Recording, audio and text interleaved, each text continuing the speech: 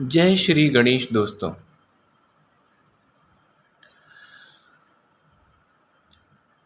दोस्तों। जैसा कि आप जान रहे हैं कि नवदुर्गा कुछ दिन में आने वाले हैं। तो दोस्तों, आज मैं बताऊंगा कि शास्त्रों में नवदुर्गा व्रत रखने के बारे में क्या कहा है, या हमें शास्त्रों के अनुसार नवदुर्गा व्रत कैसे रखना चाहिए, इसके बारे में आपको बताऊंगा। तो दोस्तों, गीता प्रेस में एक पुस्तक प्रकाशित होती है, उसका नाम है व्रत परिचय। इसमें हर प्रकार के व्रतों के बारे में लिखा हुआ है, कौन कौन से महीने में, कौन कौन सी तिथियों में कौन कौन से व्रत आते हैं और हमें कैसे उन व्रतों को रखना चाहिए। तो दोस्तों, इसमें भी नवदुर्गा के बारे में, या चैत्र मास की हो, या गुप्त नवरात्र हो, या आपकी जो शारदीय नवरात्र है वो हो, सबके बारे में सब नियम लिखे हुए हैं। एकादशी के बारे में, सब कुछ के बारे में लिखा हुआ है अच्छे से।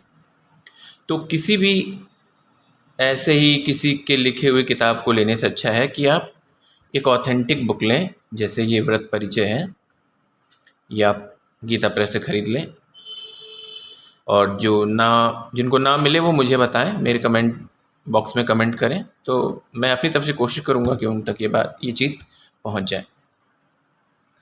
तो दोस्तों, ये है व्रत परिचय। देखिए, व्रत परिचय की बुक है, काफ़ी ठीक ठाक मोटी है। देखिए, इसका दाम है 50 रुपये। ठीक, देखिए कितनी सस्ती है। तो ये देखिए हर एक चीज़ के बारे में बताया गया। देखिए, संध्या करते समय क्या क्या चीज़ें चाहिए होती हैं, उनका भी विवरण है। उसके बाद देखिए, चैत्र में कौन से व्रत पढ़ते हैं, कृष्ण पक्ष में कौन से पढ़ते हैं, शुक्ल पक्ष में कौन से पढ़ते हैं। देखिए, चैत्र हो गया, फिर आपका वैशाख हो गया, आषाढ़ हो गया, ज्येष्ठ हो गया, श्रावण, भाद्रपद, देखिए सब है। अश्विन में कौन सा व्रत पड़ता है। ठीक, देखिए शुक्ल पक्ष में क्या है। ठीक, तो इसी में नवरात्र का वर्णन है। देखिए, ये देखिए लिखा है नवरात्र व्रत, देखा आपने। फिर कार्तिक में क्या कौन कौन से व्रत होते हैं,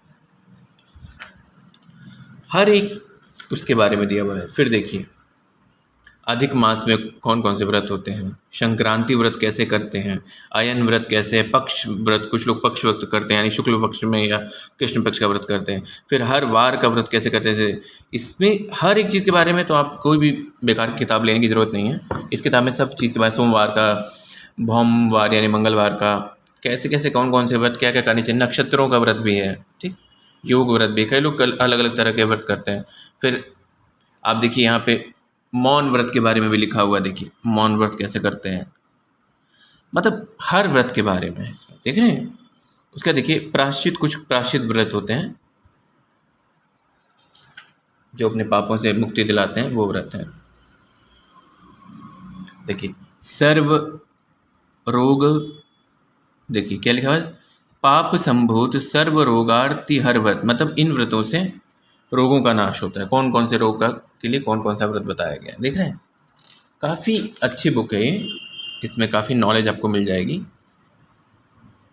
देख रहे हैं, कथाएं भी मिल जाएंगी, शिवरात्रि की, वट सावित्री की, गौरी की, हरतालिका तीज की, देखिए ऋषि पंचमी कथा, सबकी कथा भी है इसमें। मतलब ये कंप्लीट बुक है व्रत के बारे में, आपको कहीं इधर उधर भटकने की ज़रूरत नहीं है। ठीक है। तो दोस्तों देखिए, इस पुस्तक में नवरात्र व्रत के बारे में क्या लिखा हुआ है। देखिए, ये है नवरात्र व्रत। तो नवरात्र रखने के कई सारे नियम होते हैं, ऐसा नहीं कि एक ही नियम है। जैसे कि कुछ लोग 9 दिन व्रत रहते हैं, ठीक, और कुछ लोग पहला व्रत रहते हैं और आखिरी व्रत रहते हैं। ये ज़्यादा प्रचलन में है, ये दोनों व्रत ज़्यादा प्रचलन में है। लेकिन जैसा कि मैं दोस्तों सिर्फ 3 व्रत रखता हूँ, सप्तमी, अष्टमी और नवमी का, मुझे सरल लगता है इसलिए मैं रखता हूँ। वैसे अपनी शक्ति अनुसार लोग 9 दिन का व्रत भी रखते हैं। तो देखिए, व्रत के प्रकार देखिए, यहाँ पे देखिए, यहाँ पे लिखा हुआ है, यदि नवरात्र पर्यंत रखने की सामर्थ्य न हो, तो अगर आप 9 दिन व्रत नहीं रख सकते हैं या सामर्थ्य ना हो तो भी भगवती को प्रसन्न करना चाहें तो क्या कर सकते हैं। देखिए इसमें ये है, पहला है कि प्रतिपदा से लेकर सप्तमी तक यानी 7 दिन का व्रत रखें। 7 दिन यानी सप्तरात्र इसे व्रत कहते हैं। या पंचमी, षष्ठी, सप्तमी, अष्टमी और नौमी यानी पंचमी से लेकर नौमी तक 5 रात का व्रत रख सकते हैं, 5 दिनों का व्रत रख सकते हैं। तीसरा है सप्तमी, अष्टमी और नौमी, ये तीनों तिथियों में आप व्रत रख सकते हैं। इसे त्रिरात्र व्रत कहते हैं, जो मैं रखता हूँ। या आरंभ और समाप्ति 2 व्रतों से किया जा सकता है व्रत। जो लोग आम लोग करते हैं उसका नाम है युग्मरात्र, इसे युग्मरात्र व्रत कहते हैं।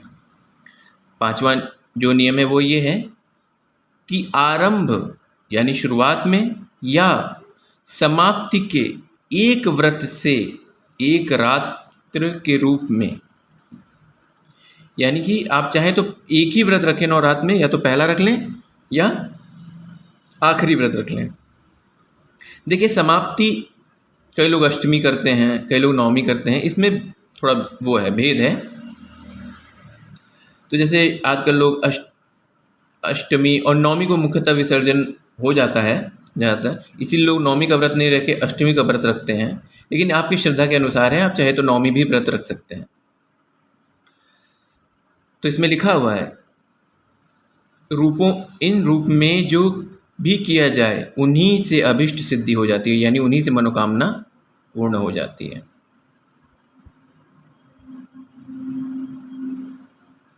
देखा आपने, यानी उन्हीं से मनोकामना पूर्ण हो जाएगी आपकी।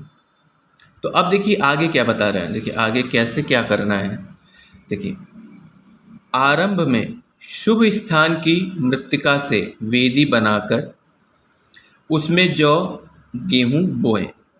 तो देखिए इसमें लिखा हुआ है कि शुभ स्थान, अब शुभ स्थान क्या है ये भी तो है। तो देखिए शुभ स्थान, बहुत सारे शुभ स्थान होते हैं। नदी किनारे की मिट्टी, लेकिन नदी किनारे की मिट्टी थोड़ा ध्यान से देखिएगा कि वहाँ धोबी भी धोते हैं तो गंदगी थोड़ी रहती है, तो वो देख कर ही वहाँ की मिट्टी लाएं। या फिर आप गौशाला की मिट्टी ला सकते हैं, गौशाला की मिट्टी भी शुद्ध होती है, वो तो अति शुद्ध है। और जैसा कि मैं करता हूँ, मतलब मैं ये नहीं कह रहा हूँ कि आप भी वही करें, मैं एक बात बता रहा हूँ। मैं जंगल है हमारे घर के पास ही, तो वहाँ जाकर जो बेल का वृक्ष होता है यानी बिल्व वृक्ष, उसके नीचे की मिट्टी में ले आता हूँ। वो आसानी से मिल जाती है, वो साफ़ स्थान है, वहाँ कोई आदमी नहीं जाते हैं, तो वहाँ कोई खास गंदगी नहीं होती है, एकदम साफ़ सुथरा है, बढ़िया है। इसलिए मैं वहाँ की मिट्टी का प्रयोग करता हूँ। वेदी बनाकर उसमें जौ या गेहूँ बोएं, जौ और गेहूँ दोनों बोएं, ठीक है। उन पर यथा सामर्थ्य स्वर्णादिक कलश स्थापित करें। यानी कि आप चाहें तो सोने का कलश स्थापित कर सकते हैं, चांदी का कर सकते हैं, तांबे का कर सकते हैं, पीतल का कर सकते हैं, और चाहे तो आप मिट्टी का कर सकते हैं। लेकिन स्टील का ना ही करें तो उत्तम रहेगा। और उस कलश पर सोना, चांदी, तांबा, मृत्तिका, पाषाण या चित्रमय मूर्ति की प्रतिष्ठा करें। उस कलश पर सोने की प्रतिमा माता की ले सकते हैं छोटी सी, चांदी की भी ले सकते हैं, तांबे की ले सकते हैं, मिट्टी की प्रतिमा बहुत मिल जाएंगी नवरात्र में, वो ले सकते हैं, पत्थर की ले सकते हैं, या फोटो फ्रेम भी ले सकते हैं, ठीक है। देखिए क्या लिखा हुआ है, मूर्ति यदि मिट्टी, कागज या सिंदूर आदि की हो। देखिए सिंदूर की भी मूर्ति बनाई जाती है, ठीक है। तो स्नान से उसके नष्ट हो जाने का डर हो, ठीक है, तो या तो उस पर दर्पण लगा दें, यानी अगर फोटो है तो फ्रेम करवा दें,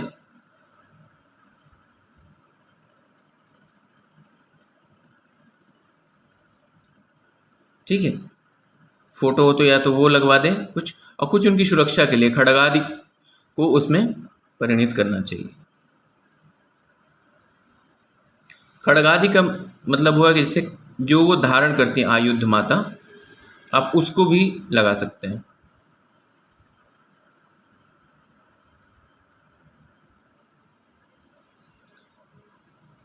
मतलब कुल मिला के बात यह है कि वो मिट्टी या कागज़ की या सिंदूर की प्रतिमा नष्ट ना हो, तो उसके लिए एक व्यवस्था कर लीजिए।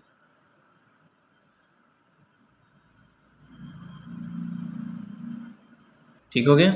उसके बाद क्या लिखा हुआ है, मूर्ति न होने की अवस्था में, अगर मूर्ति नहीं है तो क्या करना चाहिए, कलश के पीछे को स्वास्तिक और उसके युग्म पार्श्व में त्रिशूल बनाकर दुर्गा का तथा चित्र पुस्तक या शालिग्राम आदि को विराजमान कर विष्णु का पूजन करें। देखिए, अगर आपके पास चित्र नहीं है या मूर्ति नहीं है तो आप क्या कर सकते हैं, पीछे यानी जैसे कलश आपने आगे रखा हुआ है तो उसके पीछे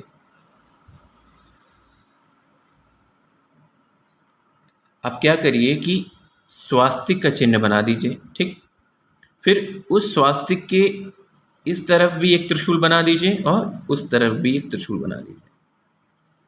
ठीक, ये इनका कहने का अर्थ है। पुस्तक का कहने का अर्थ है सप्तशती की पुस्तक भी पूजी जा सकती है। ठीक, क्योंकि वो देवी स्वरूप ही होती है।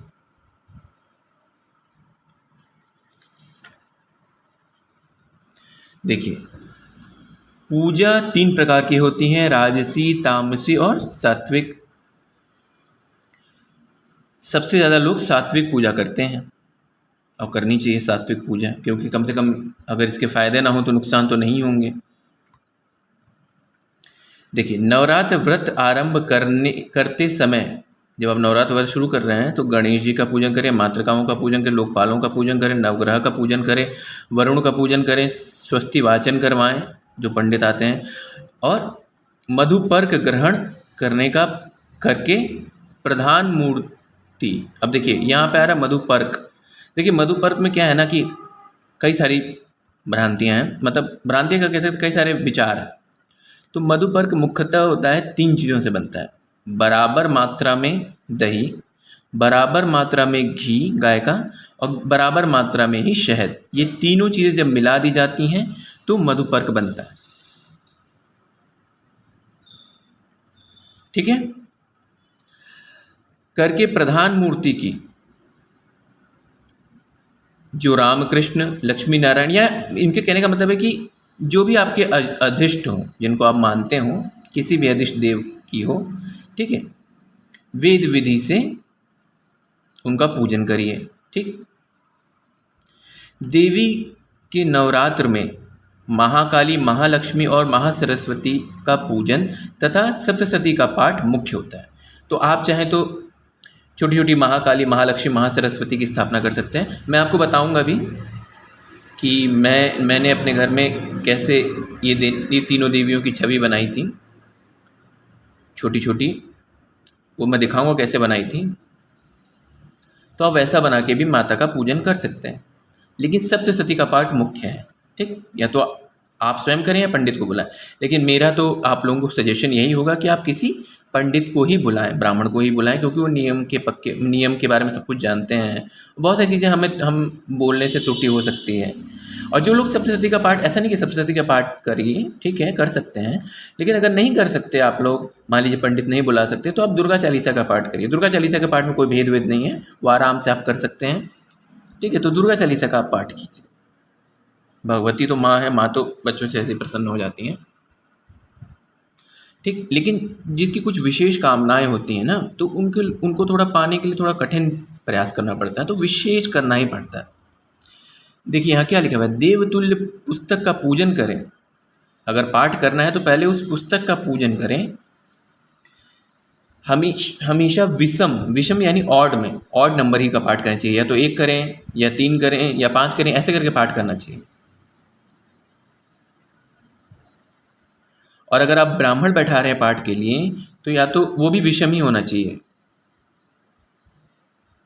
या तो आप 1 ब्राह्मण बैठाएं, या तो आप 3 ब्राह्मण बैठाएं, या तो 5 ब्राह्मण बैठाएं।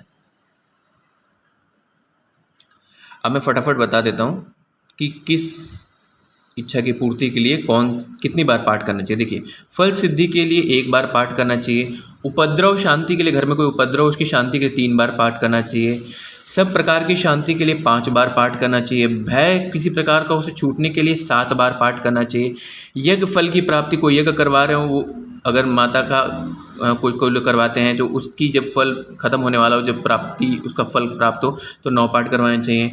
राज्य चाहिए तो 11 पाठ। कोई विशेष मनोवांछित कर्म करवाना है या कार्य है तो 12 पाठ। किसी को वश में करना है तो 14 पाठ। किसी सुख संपत्ति की कामना रखते हैं तो 15 पाठ। ठीक है। धन और पुत्र के लिए करवाना हो तो 16 पाठ। शत्रु रोग राजा के भय से छूटने के लिए 17 पाठ।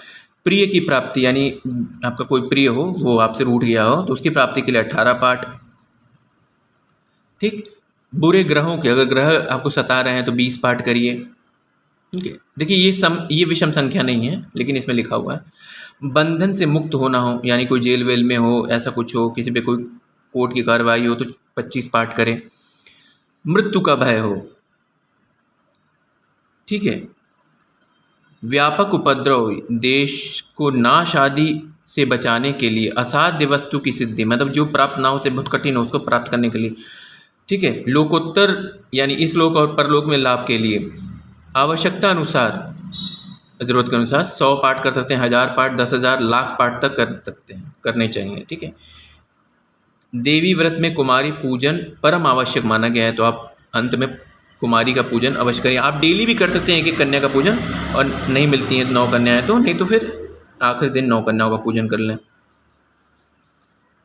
देखिए क्या लिखा है, यदि सामर्थ्य हो तो नवरात्र लगातार 9 दिन एक कन्या का पूजन करें, उनको भोजन खिलाएं, और ना हो तो समाप्ति के दिन कुमारी को चरण धोकर गंध पुष्प से पूजा करके मिष्ठान भोजन कराना चाहिए। ठीक है। ये वीडियो थोड़ा लंबा हो रहा है, तो मैं आपको अगली वीडियो में बताऊंगा कि कितनी कन्या आपको बुलानी चाहिए, और दूसरा बताऊंगा उसी वीडियो में कि क्या क्या श्रृंगार किस किस दिन चढ़ाया जाता है, और ये भी बताऊंगा कि कितनी कन्या बुलाने से कौन सा अभिष्ट सिद्ध होता है। ठीक है। ये वीडियो थोड़ी लंबी हो गई दोस्तों, क्षमा कीजिएगा। तो आप हमारा नेक्स्ट वीडियो भी अवश्य देखें। धन्यवाद।